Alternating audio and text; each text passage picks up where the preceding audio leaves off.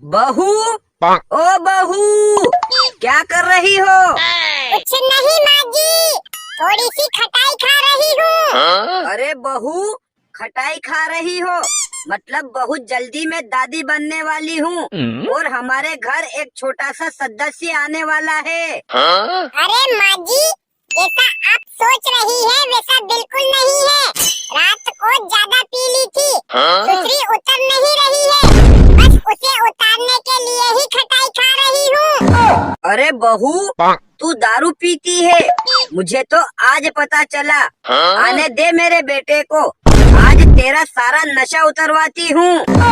हाँ, आने दीजिए माँ जी, मुझे उनसे डर नहीं लगता और मुझे दारू पीना भी उन्होंने ही सिखाया है। वो देखो आ गया मेरा बेटा। अरे बेटा, देख तो बहू कह रही है कि वो तुझसे नहीं डरती और उसको तूने दारू पीना भी सिखाया है। अरे नहीं माँ, वो तो मजाक कर रही है।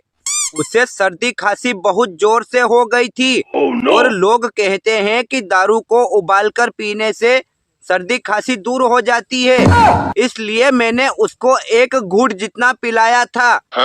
अरे बेटा, इस दारू से सर्दी खांसी दूर होती है या नहीं ये तो मुझे नहीं पता, लेकिन दारू पीने से लोगों की सैकड़ों बीघा जमीन और लाखों करोड़ों की संपत्ति नष्ट हो जाती है। ठीक है माँ, मैं उसे समझा दूंगा, वो आगे से नहीं पिएगी। और गौरी, तुम भी खड़ी खड़ी मेरा मुंह क्या देख रही हो? जल्दी जल्दी खाना बना लो, खेतों पर चलना है। क्यों जी, अभी तो 8 बजी है और हमारे खाने का टाइम तो 11-12 बजे का है ना। अरे बहू, तुझे नहीं पता, अपने खेतों में सरसों पक गई है, उसे काटने चलना है। और फिर हम किसान लोग हैं, अगर 11 बजे 12 बजे खाना खाएंगे तो फिर खेतों में काम कब करेंगे? सुनो जी, देखो तो माँ जी मुझे खेत पर ले जाने की बोल रही है। मैं नहीं आऊंगी खेत पर, तपती धूप में काम करने से मैं काली पड़ जाऊंगी। अरे भाग्यवान, हम किसान हैं और हमारा गुजारा खेती से ही होता है। कुछ भी हो, लेकिन हमें खेतों में काम करना ही पड़ता है। देखो जी, आप मजदूर लगाकर काम करवा लीजिए, मैं नहीं आऊंगी मतलब नहीं आऊंगी। अरे ये कैसी बदतमीज लड़की है, कब से बकवास किए जा रही है। मजदूर लगाकर काम करवाएंगे तो फिर उनका पैसा तुम्हारे बाप के वहाँ से लाकर दोगी क्या? देखो माँ जी, आप मुझसे बहस मत करिए, वरना मैं आपकी चोटी पकड़कर घसीट दूंगी। देख बदतमीज लड़की, तू भी बंदरिया की तरह ज्यादा उछल कूद मत कर, वरना मैं भी तेरा मुंह नोच लूंगी। अरे ये क्या कर रही हैं आप दोनों? सास बहू का रिश्ता तो माँ बेटी के समान होता है, फिर आप क्यों झगड़ रही हैं? मेरा सभी बहनों से निवेदन है कि वो अपनी सास को माँ समझें और माताओं से भी निवेदन है कि वो भी अपनी बहू को बेटी समझें। घर में कभी क्लेश नहीं होगा।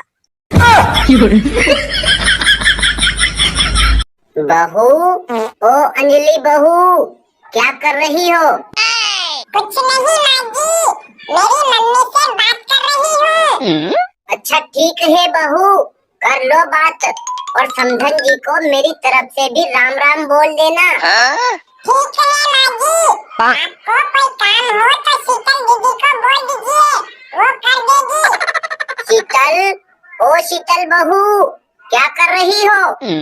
कुछ नहीं माँ जी, खाना खा रही हूँ। अरे बहू, जब देखो तब तुम खाना ठूसती रहती हो, खाना बाद में खा लेना और जाओ मेरे लिए एक कप कड़क चाय बनाकर ले आओ, मेरा सिर बहुत तेज दर्द कर रहा है। ठीक है माँ जी, अभी बनाकर लाती हूँ। शीतल, ओ शीतल बहू, तू बड़ी कामचोर है, एक कप चाय बनाने में भला इतना टाइम लगता है क्या? अरे महारानी, मुझे चाय बनाकर पिला दे, उसके बाद भले नींद निकालती रहना।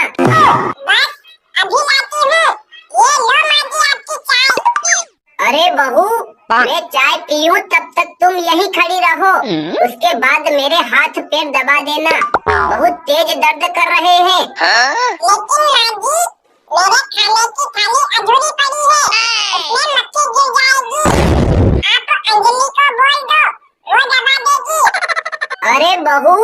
वो बेचारी उसकी माँ से बात कर रही है। ऐसे में उसे बुलाऊंगी तो उसका दिल टूट जाएगा। ठीक है माँ जी, मैं फटाफट खाना खाकर अभी 2 मिनट में आती हूँ। अरे अंजलि बहू, आज तुम सज धज कर आई हो और बड़ी प्यारी लग रही हो। कहीं जा रही हो क्या? हाँ माँ जी, आज मेरी सहेली का जन्मदिन है। मैं उसके जन्मदिन की पार्टी में जा रही हूँ। अरे बहू, ऐसे कैसे खाली हाथ जा रही हो? कुछ पैसे चाहिए तो मेरे पर्स से निकाल कर ले जाओ। नहीं माँ जी, मेरे पास पहले से ही 5,000 रुपये रखे हुए हैं, उन्हीं से काम चला लूंगी। अरे बहू, फिर भी मेरे पर्स से 2,000 रुपये निकाल कर ले जाओ, क्योंकि मैं चाहती हूँ कि मेरी बहू किसी के सामने छोटी न दिखे। ठीक है माँ जी, मैंने 2,000 रुपये ले लिए हैं और मैं जा रही हूँ। और हाँ, शाम को आते वक्त थोड़ी सी देर हो जाएगी। आप शीतल दीदी को बोलकर खाना बना लीजिएगा। लीजिए माँ जी, मैं आ गई खाना खाकर। ले जाइए, आपके हाथ पैर दबा देती हूँ। रहने दो, अब हो गया मेरा दर्द गायब। एक काम करो, तुम जाओ और कपड़े धो लो। और हाँ, 2 जोड़ी मेरे और 1 जोड़ी अंजलि के भी पड़े हैं, उनको भी धो देना। लेकिन माँ जी, अंजलि आकर अपने कपड़े खुद धो लेगी, मुझे और भी बहुत काम करना है। अरे बहू, वो बेचारी पार्टी से थकी हारी आएगी और उसे आने में देर भी हो जाएगी। उसके कपड़े तू धो देगी तो क्या दुबली पड़ जाएगी? ठीक है माँ जी, धो दूंगी।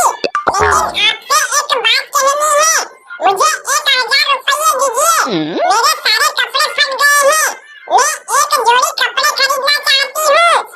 अरे बहू, अभी 6 महीने पहले ही तो तुमने 1 जोड़ी कपड़े खरीदे थे, वो भी फट गए क्या? और हाँ, मेरे पास पैसे नहीं है, जब पैसे होंगे तब ले लेना।